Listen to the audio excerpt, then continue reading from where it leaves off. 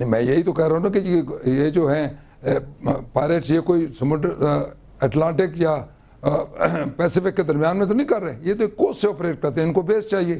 یہ آتے ہیں فاسٹ بوٹ میں, جو فاسٹ بوٹس ہیں اسکفٹ جن کو کہتے ہیں, ان پہ آتے ہیں, تھوڑے آرمڈ ہوتے ہیں. مرچنٹ شپ جو ہے آرم نہیں ہوتے, تو یہ ان پہ آ جاتے ہیں, ان پہ پھر یہ بورڈنگ کر لیتے ہیں. ان کے پاس آرمز ہوتے ہیں, ان کو کھڑا کر لیتے ہیں, لیڈر لگا کے اوپر چڑھ جاتے ہیں, ان کو ہائی جیک کر لیتے ہیں. تو یہ تو میرا خیال ذمہ داری صومالیہ کی بنتی ہے, کیونکہ بیسز تو وہی پرووائڈ کرتے ہیں. یہ اسکیپ یا جو فاسٹ بوٹ ہے یہ کوئی 600 میل تو نہیں جا سکتی, اس کی شارٹ رینج ہے, سپیڈ بہت زیادہ ہوتی ہے. تو آپ بالکل ٹھیک کہتے ہیں, صومالیہ گورنمنٹ کی بنتی ہے. اور میں حیران ہوں کہ یونائٹڈ نیشن نے یہ بڑی میری ٹائم پاور نے صومالیہ کے اوپر کیوں پریشر نہیں ڈالا کہ کچھ نہیں ہو رہا تھا, کہ صومالیہ گورنمنٹ کی بھی بہت ذمہ داری بنتی ہے صاحب. یقیناً بہت شکریہ آپ کا. Vice admiral retired Ahmed Tasneem sahab تفصیل سے ہم سے بات کر رہے تھے اور روشنی ڈال رہے تھے اس ایشو کے اوپر. اس معاملے پر ہم مزید بھی گے, اور ہم کیپٹن وسیع جو کہ اسی مغوی جہاز جس کو آزاد کرا لیا گیا ہے اسی پر سوار ہیں, باقی پاکستانیوں کے ساتھ واپس آ رہے ہیں. جیسے کہ احمد تسنیم صاحب کہہ رہے تھے کہ کل شام تک انشاءاللہ یہ جہاز سلالہ میں ہوگا اور اس کے بعد بہت جلد پاکستان میں ہوگا. تو کیپٹن وسیع کی فیملی سے ہم بات کریں گے, ہمارے ساتھ اسٹوڈیوز میں ہوں گے ایک بریک کے بعد.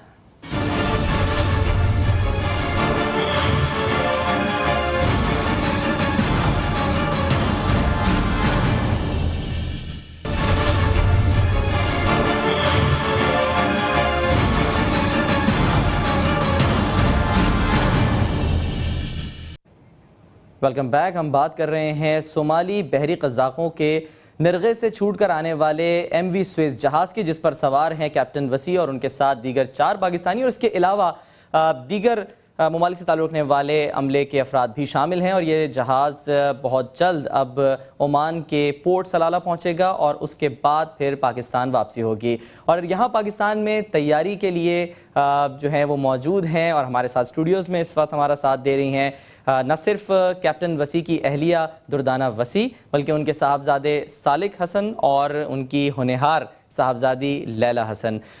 میں آپ سے یقیناً پہلے بات کرنا چاہوں گا دردانہ صاحبہ, یہ سارا پروسیس بہت ایک ظاہر کٹھن ایک وقت جو ہے وہ آپ نے گزارا, لیکن اب بہت امید ہو چلی, اور خاص طور سے اب جب کہ وہ واپس آ رہے ہیں. آپ سے کب بات ہوئی آخری کیپٹن وسیع سے, اور کیا گفتگو ہوئی؟ لاسٹ ٹائم میری بات ہوئی تھی, رات کی بات ہے, تو میری بات ہوئی تھی تو ان کا تھا کہ انشاءاللہ ہم 1-2 دن میں پہنچ جائیں گے. اچھا, اور جب یہ جو پورا ایک عرصہ گزرا تو اس دوران آپ کو کسی موقع پہ کوئی نا امیدی ہوئی تھی؟ آپ کو ایسا لگا تھا کہ خدا نہ خواستہ جو رقم ہے وہ جمع نہیں ہو پائے گی؟ جی, یہ جو 11 ماہ کا عرصہ گزرا ہے تو بیچ میں مجھے لگا تھا ایسا نا امیدی ہوئی تھی, لیکن میں نے اپنے اللہ سے امید جو باندھی تھی اس نے میری اس امید کو پورا کیا, اور انشاءاللہ ہم لوگ جلدی آئیں گے. ٹھیک. اچھا, سب سے زیادہ جو اہم ایک اس میں کردار رہا ہے وہ انصار برنی صاحب کا رہا, جو کہ سماجی کارکن ہیں. اس کے علاوہ گورنر سندھ ڈاکٹر ارشد العباد, گورنر سندھ صاحب نے ہم سے وعدہ کیا تھا کہ وہ اس پروگرام میں ہوں گے, لیکن شاید مصروفیات کی وجہ تھی کچھ کہ وہ نہیں آ سکے, لیکن انصار برنی صاحب جو ہے وہ یقیناً ہمیں جوائن کریں گے. انصار برنی صاحب سے آپ مستقل رابطے میں رہیں, اور کس طرح سے جو ہے وہ مینیج کرتی تھی, نہ صرف اپنے گھر کو کہ آپ نے گھر کو بھی دیکھنا ہے اور پھر اس اہم ترین مسئلے کو بھی؟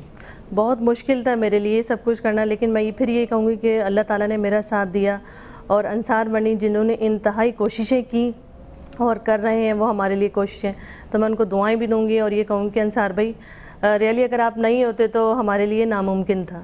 اچھا, سالک حسن ان کے صاحبزادے کیپٹن وسیع کے ہمارے ساتھ ہیں. سالک, آپ نے ریسنٹلی ایگزامز دیے ہیں انٹرمیڈیٹ کے, پیپرز دینے میں یاد تو ڈیفینیٹلی آتی ہوگی بابا کی؟ جی بالکل, بہت زیادہ یاد آتی تھی, کیونکہ وہ ہمیں پڑھاتے بھی تھے, سمجھاتے بھی تھے, اور بہت زیادہ ڈسٹربنس تھی, کوئی خاص تیاری بھی نہیں تھی, کیونکہ امی مطلب جاتی رہتی تھیں, مطلب اسی سلسلے میں ہم بھی جاتے تھے میڈیا پہ, مطلب ہر جگہ, اس وجہ سے زیادہ خاص تیاری بھی نہیں تھی, اور ان کی یاد تو خیر ہر بات میں ہی آتی ہے. تو جب ان سے بات ہوتی تھی بابا سے تو وہ کیا آپ کو جو ہے وہ نصیحت کرتے تھے بار بار؟ نصیحت کا تو دیکھیں ٹائم ہی نہیں ملتا تھا, کیونکہ وہ بہت زیادہ تکلیف میں تھے, بلکہ وہ تو رو رہے ہوتے تھے ہم سے بات کرتے ہوئے کہ مجھے بچا لو, مطلب یہ لوگ ہمیں مار دیں گے, کھانے پینے کو بھی کچھ نہیں دیتے تھے, مطلب بہت برا لگتا تھا, عجیب سا فیل ہوتا تھا. اچھا, لیلہ آپ جو ہیں وہ کئی بار بات کر چکی ہیں بابا سے, نہ صرف اپنے طور پر بات ہوئی بلکہ میڈیا پہ بھی آپ کی کئی بار بات ہوئی ہے. 6 کلاس میں آپ پڑھ رہی ہیں, اب یہ بتائیں کہ جب یہ تمام ٹائم گزر گیا، پتہ ہے کہ انشاءاللہ بہت جلد جو ہیں وہ فادر آپ کے آنے والے ہیں واپس، اور جو دوسری فیملیز ہیں، کیا تیاری کر رہی ہیں، کیا کیا آپ نے؟ جب میرے بابا آئیں گے میں اپنے گھر میں میلاد بھی رکھوں گی اور اپنی سالگرہ ویڈیو کو بناؤں گی، کیونکہ جو میری سالگرہ ایسی گزر گئی، ہم لوگ کی عید بھی گزر گئی، رمضان، سب کچھ ایسا کوئی اچھا تہوار نہیں گزرا، سارے گزر گئے، اور میں نے ان تہواروں میں اپنے بابا کو بہت مس کیا۔ اب جب میرے بابا آئیں گے وہی ہمارے لیے بہت بڑی عید ہوگی، اور میں اپنی سالگرہ بھی بناؤں گی اور میلاد بھی کروں گی۔ اچھا، بہت آپ جو ہیں وہ ظاہر ہے مس کرتی تھیں اپنے بابا کو، لیکن وہ جب بھی بات کرتے تھے تو وہ بات کرتے ہوئے آپ کو یہ کہتے تھے کہ آپ روئیں نہ، صرف دعا کریں۔ دعا مانگی آپ نے ڈھیر ساری؟ جی میں نے بہت ساری دعائیں مانگی کہ میں بابا جلدی سے آ جائیں۔ اچھا، اور جو آپ جب اسکول ظاہر جاتی تھیں، اس دوران اسکول بھی جانا ہوتا تھا، تو وہاں پر آپ کے فرینڈ بھی پوچھتے ہوں گے آپ سے، آپ کے بابا کی، فادر کی، کہ ہم نے جی اس ایشو کو دیکھا ٹیلی ویژن کے اوپر اور اتنا بڑا مسئلہ تھا، تو وہ لوگ کس طرح سے کنٹریبیوٹ کرتے تھے آپ کے ساتھ؟ میری دوستوں نے بہت ساری میری مدد بھی کی، اور انہوں نے کہا ہم لوگ اپنے اسکول میں تم لوگ کی بہت مدد کریں گے، ہم لوگ ڈونیٹ بھی کریں گے تم لوگ کو۔ اور میری دوستوں مجھ سے پوچھتی ہیں لیکن میرے بابا کو کیا ہوا، وہ آ رہے ہیں نہیں آ رہے، ابھی ہم لوگ کو مطلب وہ مجھ سے یہی پوچھتے رہتی تھی۔ اچھا، اور خاص طور پہ کوئی چیز تیار کی ہے کہ جب آئیں گے واپس تو آپ کس طرح سے ان کو ویلکم کریں گی، کوئی خاص چیز ان کو تحفے میں دیں گی؟ جی میں اپنے بابا کو ایک چیز دوں گی، وہ شپ ہے بہت مطلب اچھی سی، جو کہ میں نے اپنی سالگرہ پہ دیکھی تھی، اور میں اپنے بابا کو وہ گفٹ کروں گی کہ ان کو بہت اچھی لگے گی وہ، اور میں اپنے بابا کو بہت اچھے طریقے سے ویلکم کروں گی۔ اچھا، اور بابا نے کچھ پرومس کیا کہ وہ بھی کوشش کریں گے کہ آتے وقت آپ کے لیے جو سالگرہ مس کی ہے اس کا تحفہ لیتے ہیں آپ کے لیے؟ جی کیا کہا انہوں نے کہا تھا جب میں آؤں گا، میں مطلب وہ اتنی پریشانی پہ انہوں نے مطلب اتنا نہیں کہا، انہوں نے بولا جب میں یہاں آؤں گا لیکن میں تمہاری برتھ ڈے ضرور مناؤں گا۔ اچھا، دل تو یہ چاہ رہا ہوگا دردانہ صاحبہ کہ اس وقت اڑ کر یا آپ لوگ ان کے پاس پہنچ جائیں یا وہ کسی بھی طریقے سے یہاں پر آ جائیں۔ بالکل یہی دل چاہ رہا ہے کہ واقعی اب کیونکہ بہت زیادہ 11 ماہ کا عرصہ بہت ہوتا ہے، بہت تکلیفیں ہم نے اور ان لوگوں نے برداشت کر لیں، اب یہ چاہ رہے ہیں دل کے فوراً آ جائیں ہم لوگوں کے پاس۔ ٹھیک ہے، اچھا آپ ظاہر ہے ایک جو آپ نے وقت گزارا، آپ کے علاوہ بھی ایسی فیملیز ہیں جو کہ اس دوران میں بہت ہی ان پر برا وقت گزرا، انہی میں سے ایک بھارتی فیملی بھی ہے، سمپا آریہ، اس وقت ہمارے ساتھ ٹیلی فون لائن پر موجود ہیں۔ سمپا، آپ کو ہم ویلکم کہتے ہیں اس پروگرام میں، یہاں پر کیپٹن وسیع کی فیملی بھی موجود ہے۔ یہ بتائیں کہ آپ کو کتنی اس وقت خوشی ہو رہی ہے یہ سن کر کہ آپ کے ہسبینڈ روندر سنگھ جو ہیں وہ بہت جلد آپ کے پاس واپس آپ کے درمیان ہوں گے؟ جی ایسی خوشیوں کے لیے کبھی بھی سب شبد نہیں بنے ہوتے، میں نے پوری ڈکشنری دیکھ دی، آپ وشواس نہیں کریں گے، جس سے میں کچھ ایسے شبد تلاش سکوں جس میں مجھے لگے کہ میری اس خوشی کو جو توڑ دیں، یا جس انسان نے یہ سب کیا ہے اس کے کیے ہوئے کے لیے میں کوئی شبد ڈھونڈوں، کچھ ملا ہی نہیں مجھے۔ اچھا یہ بتائیں کہ آپ کی ان سے آخری بار بات ہوئی کب ہوئی، کیا بات ہوئی اپنے ہسبینڈ سے؟ جی وہی لیٹ نائٹ میرے ہسبینڈ سے بات ہوئی تھی، اور اس میں انہوں نے مجھے وہی بتایا تھا کہ ان کو فیول کا پرابلم ہے، وہاں پہ کچھ انجن پرابلمز ہیں اور ان کے چلتے ان کا جہاز لیٹ ہو رہا ہے۔ تو پھر میں نے ان کو کہا تھا کہ اس فردر معاملے میں ہم لوگ کیا کر سکتے ہیں۔ اب انہوں نے کہا تھا کہ ٹھیک ہے تم جو بھی مطلب ہیلپ مل سکتی ہے کوشش کرو، اور بتاؤ گورنمنٹ کو کہ یہاں پہ رف جو ہے وہ سی بھی کافی خراب ہے۔ تو اس بارے میں میری ادھر ادھر بات ہوئی تھی، بس اتنا ہی وہ مجھ سے کہہ پائے تھے، باقی کچھ نہیں۔ اچھا، ایک موقع پہ بھارتی جو لوگ ہیں وہ بھی کوششیں کر رہے تھے، اور اس میں کے ڈی سنگھ نے بھی کہا تھا کہ وہ پیسے دیں گے، اس کے بعد پھر وہ منظر سے ہی غائب ہو گئے بالکل۔ لیکن پاکستانی پیچھے نہیں ہٹے، انہوں نے کہا کہ چاہے جتنی بھی رقم جمع کرنی پڑ جائے کریں گے، اور اس میں یہ خیال نہیں کیا جائے گا کہ اس میں بھارتی قید میں ہیں یا اس میں کوئی اور ملک کا آدمی قید میں ہے، ان کو چھڑا کر ضرور لائیں گے۔ اس پر جو ہے وہ آپ کیا کہیں گے؟ میں صرف اتنا بولوں گی کہ جس انسان کے اندر جتنی انسانیت تھی اس نے دکھا دیا، جس کے اندر جتنا جو بھی تھا وہ اس نے شو کیا۔ میں تو صرف اتنا جانتی ہوں کہ جب میں دلی میں انصار برنی صاحب سے ملی تھی تو میں ایسی سچویشن میں تھی جس میں شاید میرے کو یہ بھی نہیں لگ پا رہا تھا کہ میں زندہ بچوں گی یا نہیں بچوں گی، کیونکہ جس طرح کی اسٹیٹمنٹ میں نے اپنی گورنمنٹ سے ناراض ہو کے دی تھی کہ بھی اگر آپ لوگوں نے کچھ نہیں کیا تو میں سوسائڈ کر لوں گی، اور پھر میرے چھوٹے سے بچے کا بولا بالا چہرہ ہمیشہ میرے منہ کے سامنے رہتا تھا۔ तब मैं सोचती थी हे भगवान कहीं दुनिया से अच्छाई चली गई क्या। तब मैं बर्नी साहब से दिल्ली में मिली और मैंने उनको बताया कि ऐसी ऐसी सिचुएशन है और यहाँ पे लोग कह रहे हैं कि रैंसम मनी पे करना क्राइम है, हम कुछ नहीं कर सकते। उसके बाद बर्नी साहब हंसने लगे और बोले अच्छा हिंदुस्तान में लोगों की जिंदगी को बचाना क्या एक गुनाह होता है, मैं तो पहली बार सुन रहा हूँ।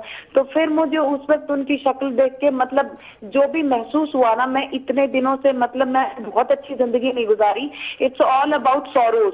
सारी जिंदगी करीबन 10 साल गुजर गए ऊपर नीचे जिंदगी को होते और मैं इतनी ज्यादा दुखी थी कि मुझे कोई अच्छा इंसान नहीं मिल रहा था।